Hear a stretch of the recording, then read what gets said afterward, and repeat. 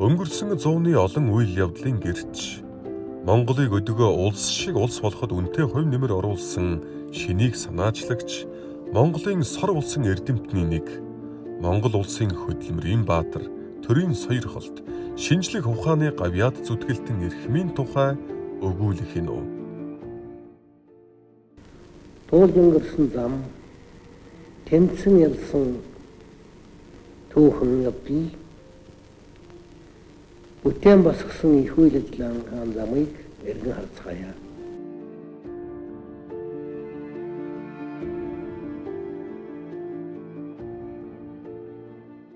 За Ширэндугаа бол 1912 онд тухайн үеийн Сайн ноён хаан аймгийн Далайч Анхар вангийн хошуу өнөөдрийн Хүсгэл аймгийн Шинэ Идэр суманд Аж хараа довгийн ард базрын 6 дугаар хөвгүүн болж төрсөн. Тухайн үеийн хүүхдүүдийн нэг нь л адилаар бага насаа аав ээжийнхээ гар дээр өнгөрөөж нөхдийн хүрээнд нэг хэсэг зуур бол одоо шавлан суусан. Ширэндугаа бол 1912 онд төрсөн, 21 он гэхэд 8-9 хүрсэн байсан боловч хошуу нутагт нь бол одоо бага сургуулиуд байгуулагдсан болсон боловч Ширэндугаа бол тэр сургуулиудад бол сураагүй. 8 хүүхдийн аав Базар ном эрдэмтэй хүмүүсийн нэг байсан. Хүүхдүүдтэй багаас нь бичиг үсэг зааж өгчээ. Угаасаа Далайч Анхар вангийн хошуу бичгийн мэрэгд болон гар урчуудаараа алдартай байсан билээ. Түүнийг нэгэнтээ бага ахуй насанд нь лам болгохоор хүрээ хийдэж шавлан суулгасан хэдий ч хүсэлгүй тул удаан сураагүй гэдэг. Ингээ 18 настайдаа анхны орсон сургууль нь бол Цэцэрлэг мандлын уулын аймаг Өнөөгийн Архангай аймгийн төвд байгуулагдсан хөдөө аж ахуйн сургуульд бол одоо нутгаасаа явж суралцсан. Түүний хүүхэд нас болон залуу эдэр үед олон улсад дэлхийн 2 дугаар дайн өрнөж Монголд шин тутам бий болсон хамтрал, нэгдэлжих хөдөлгөөн зэрэг нийгмийн олон өөрчлөлт бий болж байсан юм. Хожимоо тэр өөрөө ч Монголын нийгмийн олон шин өөрчлөлт шинжилийн эхлэлийг тавьсан юм. За хамтрал коммун байгуулж байна, түүнд орох хэрэгтэй, бид нийгэм журам байгуулж байна, бүгдээрээ хамтралын гишүүн болох ёстой гэж хичнээн ухуулсан боловч залуу хүүгийн үгийг сонссон хүмүүс ховор байж сүүлдээ улаан гэртээ бол одоо сонин ном уншиж бүр сүүлдээ бол хүүхдүүдтэй загас жараахаа хөөцөлцөр ингээ 3 сарыг өнгөрөөсний эцэст бол тухайн үед нь бол Кемийн одоо ажилтан хүн тэр хан чулуутын хамтралд ирэхэд нь учир байдлаа хэлсний дараагаар 1930 онд бол Улаанбаатар хотноо ирж шинэ хүчний дээд сургууль буюу одоогийн намын дээд сургууль, одоогийн удирдлагын академийн их үүсвэр болсон тэр сургуульд бол 2 жил суралцжээ. Багш нарынхаа тусламжтайгаар 1932 онд бол улаан үүдийн Монгол архфакт бол Ширэндугаа бол явсан. За Монгол архфакт гэдэг маань бол 20 дугаар зууны монголчуудын одоо соёл, шинжлэх ухааны салбарын одоо бүхий л алдартнуудыг бэлтгэхэд маш их хүчин чармаалт оруулсан ийм том сургууль байгаа. За Монгол архфакт бол Ширэндугаа 1932-аас 37 он хүртэл бол одоо 5 жил суралцсан.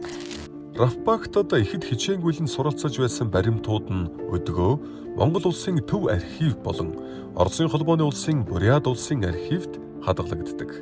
Түүнтэй нэгэн цаг үед Цэдэнбал, Лодой дам, оюун нар мөр зэрэгцэн суралцаж явжээ. За яг 40-од оноос эхлээд Монгол улсад юу болсон юм бэ гэхлээр нөгөө 30-аад онд явуулсан залуучууд эргэж ирсэн. Дээрээс нь нөгөө шинээр суралцж байсан залуучууд эргэж ирсэн. Гадагшаа ялангуяа эрхүү Монгол архфакт суралцж байсан залуучууд эргэж ирсэн. За энэ хүмүүс бол нийгмийн нэг шин давлгаа үе болсон. За энэ үеийн нэг гол төлөөлөгч нь Базарын Ширэндуг гэдэг. Ширэндугаа ч бол өөрөө малчин айлын хүүхэд. За Ширэндугаа 1942 онд төгсөж ирсэн. За Ширэндугаа төгсөж ирсний дараа бол улсын маршал Чой болсонгийн референтээр ажилласан. За Ширэндугаа бол Монгол улсад төгсөж ирсэн хамгийн анхны түүхч, мэрэгжлийн түүхч. Тэг, түүхч мэрэгжлээр төгссөн. Одоо бодлого хувьд их вэгдсэн үе байсан. Гадаад харилцааны талаар зөвлөл социалист орнуудтай баримт хамтын ажиллагааг их хөгжүүлсэн, нэгдсэн үндэсний байгууллаганд дэлгэсэн, эдийн засгийн харилцан туслах зүйлийн гишүүн оронд дэлсэж орсон.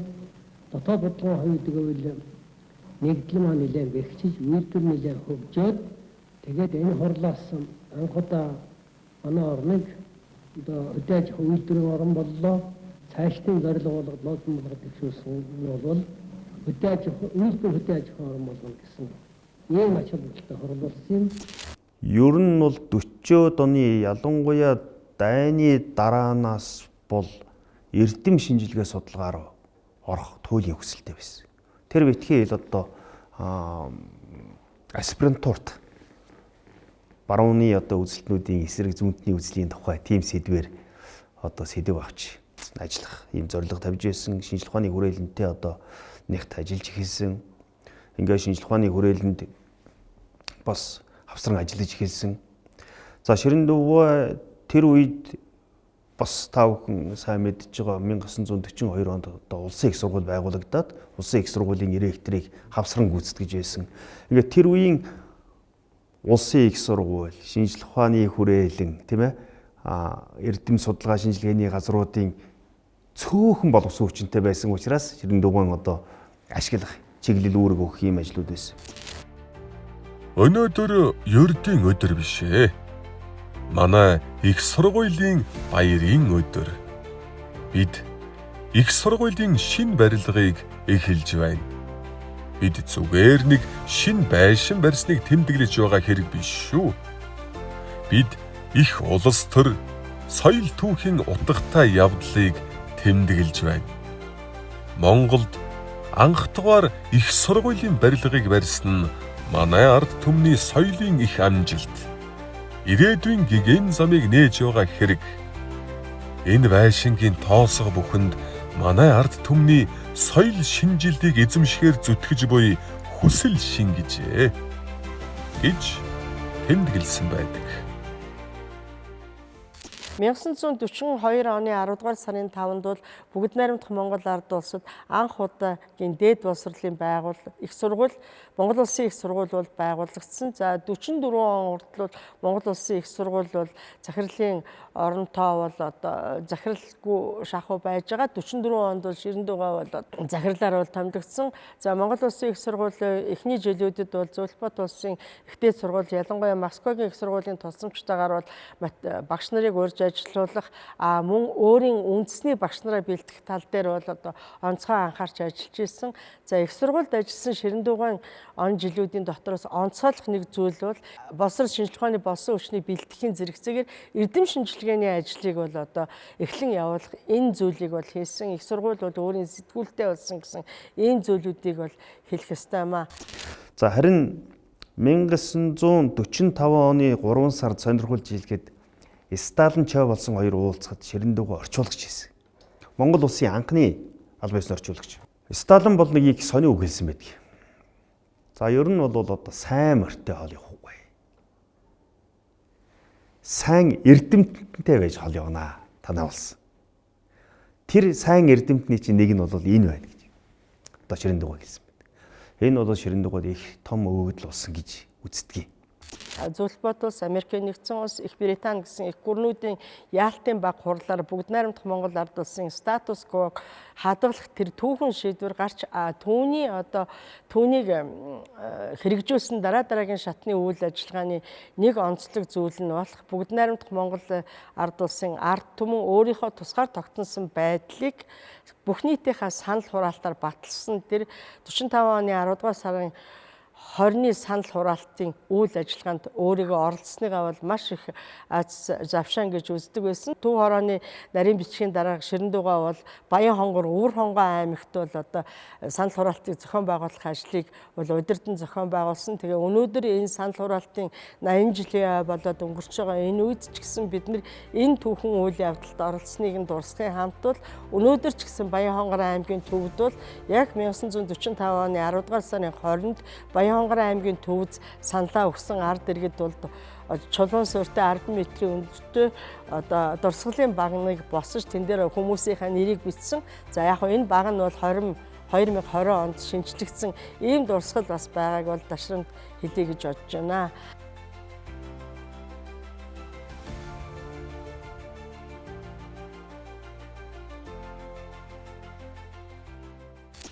За 1946 40-од оны сүүлд энэ олон экспедицүүд Монголд ирээд 1954 онд одоо анхны Монгол бүгд найрамдах Монгол ард улсын түүх гарлаа шүү дээ. Энэ түүх гарах процесс энэ үйл ажиллагаан дээр Ширэндүгөө нэлээд идэвхтэй оролцсон. За тэр үед Дамдын сүрэнгүй бас зөвлөлтөд одоо доктор сурж байсан. Эренчингой шоронгоос гараад ирсэн байсан. Тийм ээ, бас эрдэмийн ажил бүтээх туурах. Нэг эд давалгаа үе бол 1950-ад оноос. Ахмад зүтгэлтнүүдийн дурдсанаар бол энэ 1953 онд бол манай гэгэрлийн яамны ажил төдийлөн сайнгүй байсан учраас бол Ширэндугайг томилж ажиллуулсан. За энэ үедээ бол Ширэндугай энэ юуны гэгэрлийн яамны ажлыг бол маш сайн одоо дээш нь татахыг бол оролдож ажилласан. За энэ дотроос бол одоо багш нарын анх дугаар хурлыг зохион байгуулсан, багш нарынхаа нийгмийн амьдралыг тийм ээ одоо нийгмийн асуудлыг шийдэхэд бол цалин хөлсийг нэмэгдүүлэх тухайн үед бол одоо дунд сургуулиудыг бол орон даяар байгуулах, за мөн багшийн институтыг байгуулж ажилуулах, одоогийн бидний сайн мэддэг энэ багшийн их сургуулийн Монгол Улсын боловсролын их сургуулийн энэ байрыг бол засгийн газараас бол одоо шилжүүлэн авч багшийн их сургуульд өгсөн гэд олон зүйлүүдийг бол бид нар энд ярьж болох юм аа. Ямар ч шин зүйл Адармаатай ажлаас хизээж бэрхшээж байгаагүй дайчин шийдэмгийн эрдэмтэн маань гагцхүү ганц л ажил дээр ёстой л ноён нуруу нь хугарч байжээ. Ширэндүгөө 1955-6 оны үед энэ цагаатгалын комиссийг толгойсон. Тэгэхээр цагаатгалын комиссийг толгойлоод тэр үед бол энэ бүх мэдүүлгийг уншиж гисэн. Тэгэхээр тэр үед Ширэндүгөө үнэхээр улс төрөөс хол байх ёстой гэдгийг мэдэрсэн гэдгийг. Хоёрдугаарт бүр ингээд унтаж чадгаа болсон. Тэр аимшигтэй юмыг уншаад тэгээ хамаг биеийн өвдөөд биеэр нь юм дуураад ингээд. Тэгээ Ширэндүгөө 1957 онд Тэдэн болд хэлээд за би ингээ аспирантурд явлаа. Одоо эрдмийн зэрэгээ хамгаалнаа гэд. Энд чинь тэр цагаатгалаас зугтаж байна шүү дээ. Тэр одоо хамгийн хэцүү ажлыг Ширэндүг даалгацсан учраас. Дээрээс нь Ширэндүгөө бол өөрийнхөө эрдэм судалгаа мэдсэн зүйлээ бол одоо явуулах юм чин хүсэлтэй байсан. За ингээд 1957-аас 60 онд зөвлөлд орсон Москва хотод орон тохны хүрээлэнд аспирантур сурвалжид докторийн зэрэг хамгаалсан. За буцаж ирэхэд нь бол шинжлэх ухааны хүрээ академи байгуулах. Тэр байгуулах одоо ажлыг өдөрдөн зохион байгуулахыг Ширэндүгөө даалгасан. Эдүүгээ буй манай судар бичгийн хүрээлэн байн байсаар хөгжин дэлгэрч ухаан бүгдийг бүртгэсэн ба уран сайхны ажлыг хуран цогцлоосон академи болж чадах буйцаа. Онх товогт Жамин. Хэдийгээр үндэс суур тавигдсан боловч цоошин ертөнцийн социалист бүтээн байгуулалтын энэ ертөнцийн шинжлэх ухааны академиг байгуулж түүнийг одоо материалын баазын хувьд боловсон хүчний хувьд тийм ээ олон салбар хүмүүсийг бэлтгэхийн тулд маш их хүч гаргасан. Дээрээс нь дэлхийн олон өндөр шинжлэх ухаан хөгжиж гисэн Унгар, Чех, Польш бусад улс орнуудын туршлагыг маш их судлахыг хичээсэн. Ингээд төрөл чиглэл болгоноор одоо хүмүүсээ бэлдэж эхэлсэн Монголын шинжлэх ухааны академи нэр хүндийг одоо дээшлүүлэх, шинжлэх ухааныг одоо түгээн дэлгэрүүлэх ийм олон ажлуудыг бол Ширэндүгөө онцгой хийсэн. Тэр үеийн одоо хүмүүс ч бас шинжлэх ухаанд үнэхээр гайхалтай үнэнчээр зүтгэж байсан. Тэгээд тухайн үед манай Монголын эрдэмтэн судлаачдын гинэ тооны хувьд өсөж, чанарын хувьд сайжирсан ийм үе байсан. Тэгээд 1961 оны 11-р сард шинжлэх ухааны академи байгуулах гэсэн энэ шийдвэрийг гаргуулсан. Тухайн 1961 онд Монгол улсад шинжлэх ухааны докторийн зэрэг хамгаалсан 5 нэрт эрдэмтэн, за дэд эрдэмтний цол хамгаалсан бараг 100-аад эрдэмтэн судлаачид бий болсон байсан. Нэг үгээр хэлэх юм бол шинжлэх ухааны энэ судалгааг өргөн хүрээнд явуулах хүний нөөцийн асуудал шийдэгдсэн. За анхны лаборатори судалгааны техникийн баазыг бичвэд ажлуудыг хийгээд эхэлсэн байсан. Энэ дээр зэхэд 1957 онд одон орон, цаг уур, газар хөдлөлийг судлах энэ анхны лаборатори, станц, оргилуудыг байгуулад эхэлсэн байсан. Ширэнд бол Монголын шинжлэх ухаан, түүх, соёл, намтар судлал, утга зохиолын салбарт 300 гаруй бүтээл төрөвсөн эрдэмтэн. 48 онд бол Бүгд найрамдах Монгол ард улсын түүхийг зохиох тухай бол дараагийн тогтоол гарсан. Энэ үеэс эхлээд бол энэ комиссийн бол одоо дараагаар бол ажиллаж исэн. За эхний ботын Бүгд найрамдах Монгол ард улсын түүхийг нэг эртнээс улируулан 1950-ад оны дунд хүртэл одоо бичсэн Бүгд найрамдах Монгол ард улсын түүх нэгэн бот зохиолын одоо бүтээх энэ ажилд бол Ширэнд байгаа бол одоо удирдан зохион байгуулах үүрэг гүйцэтгэжсэн. Энэ 66 оны нэгэн бот бол 1954 онд шууд зөвлөлтийн даалгавраар зөвлөлтийн эрдэмтдийн оролцоотой бичсэн ботоос өөр. За энэ бот бол Монгол улс өөрийнх нь түүхийг цогцоор нь бичих анхны оролдлого. За энэ 66 оны Бүгд найрамдах Монгол ард улсын түүх бол 66-аас 68 онд хэрэгжүүлсэн Бүгд найрамдах Монгол ард улсын түүх 3 бот зохиолын суурь нь болсон.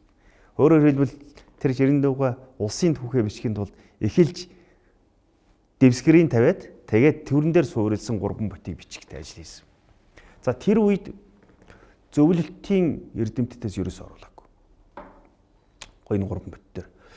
За 66 дээр бол зөвлөлт болоод хятадын түүхчтэй хамтрах ийм одоо шаардлага тавьсан Ширэнд угаад. Ширэнд угаад. Тий. Гэхдээ хятад бол хашир учраас Гоможо Хятадын шинжлэх ухааны академи ерөнхий гэж татгалцсан. Танайх өөрийнхөө улсын түүхийг бичих гэж байгаа бид нэр одоо тэнд оролцох хэрэггүй. Энэ бол бас улс төрийн ажил. Монгол эрдэмтний олон улсын эрдэмтэн багш, улс төрийн хүрээнийхэн, судлаач докторуудтай харилцааны цар хүрээ ихэд өргөжиж, олон чухал асуудал дээр зөвлөгөө авч, харилцан санал солилцсон ажиллаж байлаа. Үүнийг дагаад дэлхийн шинжлэх ухааны хүрээлэлд Монгол хэмээх нэгэн улсын нэр танигдах болсон юм. Намайг бараг хөөхд байхад улс төрийн төвчөөний гишүүдийн зураг гэдэг одоо айл бүхний жазанд бараг байдаг байлаа. Тэр дотор залуухан Ширэнд угаан зураг байдаг байсан. Тэгжил би анх одоо тэр хүнийг өөрийн хувьд мэддэг болсон. Тэгээд 1977-78 оноос бас ойрхон ажилласан юм аа. 1957 онд анхны хиймэл дагуул хөөргөж 62 онд хүн амх сансарт нэрийн сансар судлалын том үйлс эхэлсэн түүхтэй. Энэ үйлсийн эхэнд бараг одоо Ширэнд угаа байсан. Түүний санаачилсан, гүйцэтгсэн олон ажлын дундаас хамгийн сайхан үйл явдал бол Монгол хүн сансарт ниссэн явдал байлаа. Магадгүй тэр цаг үед хинч хизээч монголчууд сансарт ниснэ гэж төсөөлөөгүй байсан биз. Сансарт нисгэх, хүнээ нисгэх, иргэнээ нисгэх бэлтгэл хийгдэж эхэлсэн цагаас эхлээд Ширэнд угаа их одоо өргөн оролцсон. Улсын комиссийн гишүүн байсан, шинжлэх ухааны үндсэн хөтөлбөрүүдийг бий болгоход одоо бас Ширэнд угаа шинжлэх ухааны академийн ерөнхийлөгчийн хувьд Интеркосмос үндсний зөвлөлийн даргын хувьд асар хэрэг үүрэг гүйцэтгсэн дээ. Ширэнд угаа 1981 оны 3 сарын 22-нд засгийн газрын төлөөлөгчдийн бүрэлдэхүүнд орж иргэнээ сансарт нисгэх энэ үйлс сансрын гараан дээр одоо иргэнээ үдиж явуулсан цөөхөн монгол хүний нэг нь. Сансар нисгүүр агшаа сансарт нисгэхдээ олон тооны одоо энэ шинжлэх ухааны туршилтыг тавьсан. Энэ тавьсан туршилтууд нь Монгол улсад энэ байгалийн шинжлэх ухаан, энэ зайнаас тантан шинжлэх ухааны үндэс суурийг тавьсан ийм туршилтууд болсон. Ер нь Ширэнд угаан бол өөрийнх нь одоо олон загтлууд байна. 400 орчим загтал үлдсэн Ширэнд угаан одоо хувийн хэрэгт материал. Одоо гэрийнх нь одоо сан өмрөгдөж штэ.